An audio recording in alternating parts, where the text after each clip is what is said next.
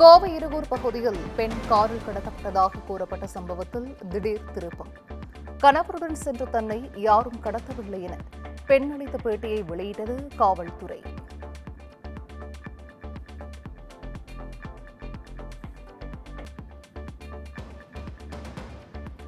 தமிழக அரசு நிறைவேற்றி அனுப்பும் மசோதாக்களுக்கு ஒப்புதல் அளிப்பதில் தாமதம் என்பது தவறான தகவல்.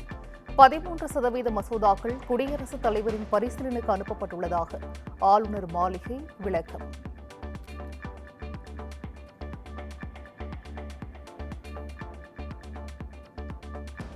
மூன்று நகரங்களில் புதிய நூலகங்கள் அமைக்க டெண்டர் கோரியது தமிழ்நாடு அரசு. சேலம், நெல்லை, கடலூரில் நவீன வசதிகளுடன் மாபெரும் நூலகங்கள் அமைக்க முடிவு.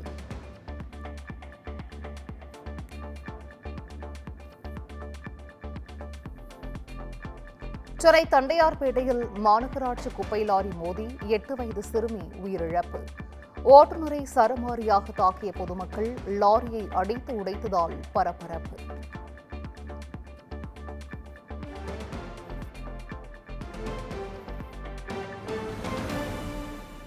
சென்னையில் 20க்கும் மேற்பட்ட நாடுகளின் துணை தூதரகங்களுக்கு வெடிகுண்டு மிரட்டல். அனைத்து இடங்களிலும் வெடிகுண்டு தடுப்பு பிரிவு போலீசார் தீவிர சோதனை.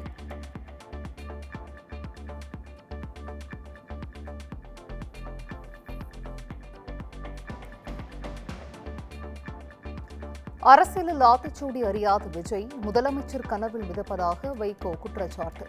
காகித கப்பலில் கடல் தாண்ட முனையும் அவரது கனவுகள் பலிக்காது என்றும் விமர்சனம்.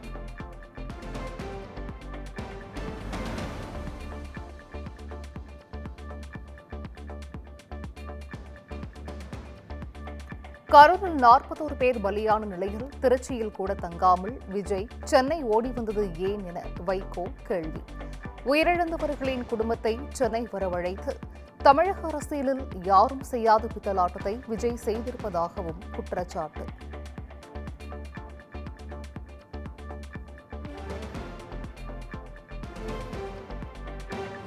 சமூக வலைதளத்தில் வன்முறை தூண்டும் விதமாக கருத்து என ஆதவ் அர்ஜுனா மீது பதியப்பட்ட வழக்கை ரத்து செய்ய கோரிய ஆதவ் அர்ஜுனா மனு மீதான தீர்ப்பு தேதி குறிப்பிடாமல் ஒத்திவைப்பு.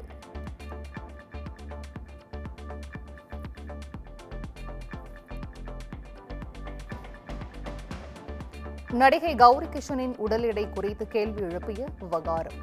யூடியூபருக்கு நடிகர்கள் உட்பட பல்வேறு தரப்பினர் கடும் கண்டனம்.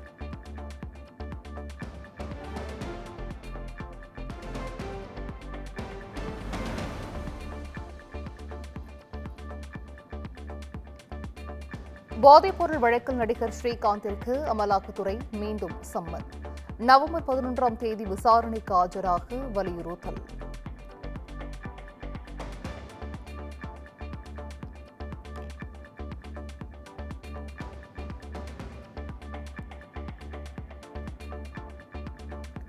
மதுராந்தகம் அருகே முல்லைவனம் பகுதியில் குடியேறும் போராட்டம் நடத்த கிராம மக்கள் முயற்சி.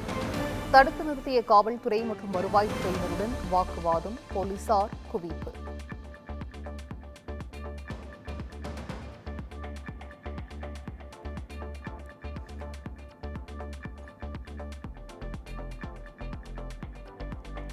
பாஜகவில் யாரை செங்கோட்டையன் சந்தித்து பேசினார் என்பதை தெளிவாக சொல்லவில்லை. திமுக பின்னணியில் உள்ளதா என தமிழக பாஜக தலைவர் நயினார் நாகேந்திரன் சந்தேகம்.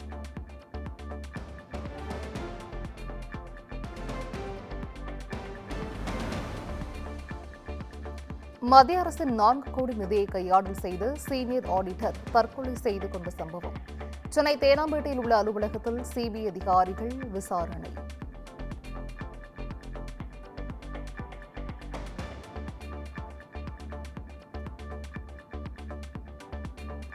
எல்லாவற்றிற்கும் சிபிஐ விசாரணை கேட்கும் இபிஎஸ் கொடநாடு வழக்கில் ஏன் கேட்கவில்லை?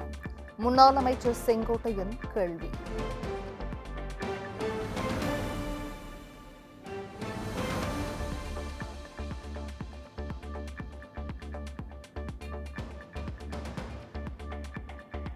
நாங்கள் முன்மொழிந்து இருக்காவிட்டால் எடப்பாடி பழனிசாமி முதலமைச்சராக இருக்க முடியாது. கொல்லைப்புறம் வழியாக முதலமைச்சரானவர் எடப்பாடி பழனிசாமி எனவும் செங்கோட்டையன் பேட்டி.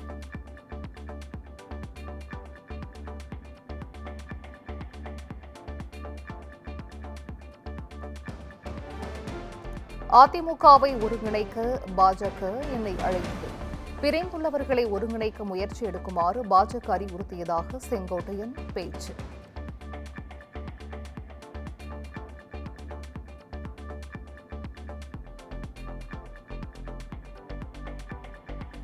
மருதமலையில் 184 அடி உயர முருகன் சிலை அமைக்கும் பணிகளை துவக்க வேண்டாம் என உயர்நீதிமன்றம் அறிவுறுத்தல்.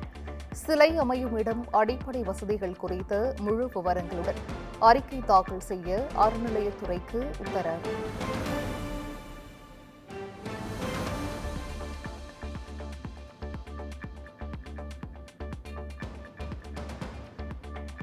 இலங்கை கடற்பரப்பில் எல்லை தாண்டி மீன் பிடித்த விவகாரம். புதுச்சேரி மீனவர்கள் 29 பேருக்கு 10ஆம் தேதி வரை சிறை காவல் நீட்டிப்பு.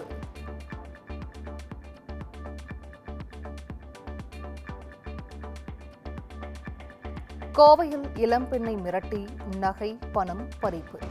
காவல் துணை கண்காணிப்பாளர் மகன் உட்பட 2 வலை.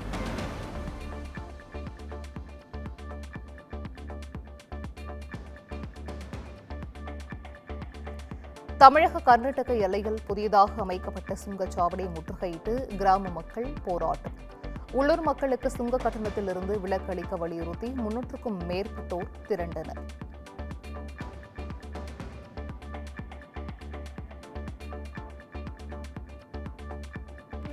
வந்தவாசி அருகே சரக்கு வாகனத்தில் 33 கிலோ கஞ்சா கடத்தல்.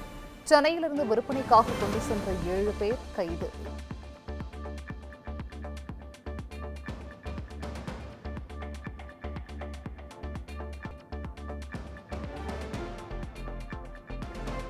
தமிழகத்திலிருந்து கேரளாவிற்கு ஆம்னி பேருந்துகள் இயக்கப்படாது என அனைத்து ஆம்னி பேருந்துகள் உரிமையாளர்கள் சங்கம் அறிவிப்பு.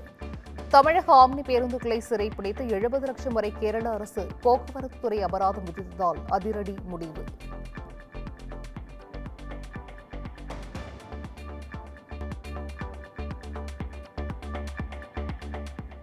ஈரோடு அருகே ஓடையில் தவறி விழுந்து 5 வயது சிறுவன் உயிரிழந்த விவகாரம்.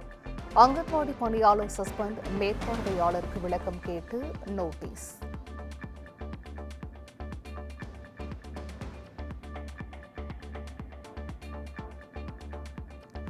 சிவகங்கை மாவட்டம் காரைக்குடி அருகே மகேஸ்வரி என்பவர் தனது காரில் சடலமாக மீட்கப்பட்ட சம்பவம். நகைகளை கொள்ளையடித்து கொலை செய்ததாக அண்டை வீட்டுக்காரர் சசிகுமார் கைது.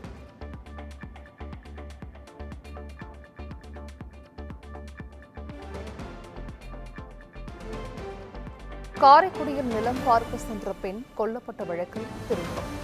மற்ற குற்றவாளிகளையும் கைது செய்ய கோரி உறவினர்கள் சாலை மறியல்.